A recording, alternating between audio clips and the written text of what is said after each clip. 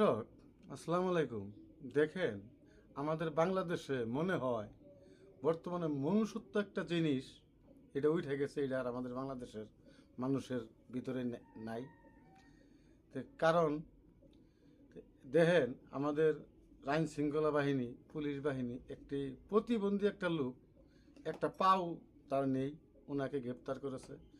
আমরা জানি না উনি কি অপরাধ করেছে, কারণ অপরাধ করতেই পারে, ভুল করতেই পারে, কারণ ভুল মানুষই করে, ভুল কোনো ফেরেস্তা করে না।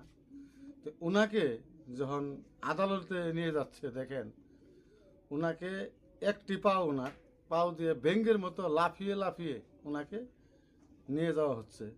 তো ওনাকে যদি একটা রিক্সা দিয়ে 20-50 টাকা খরচ করে আদালতে নিয়ে যাওয়া হতো, আমার মনে হয় বেশি একটা ক্ষতি হতো না। তো দেখেন, আমাদের বাংলাদেশে বর্তমানে মানুষের মনুষ্যত্ব জিনিসটা একদম উঠে গেছে। মানবতা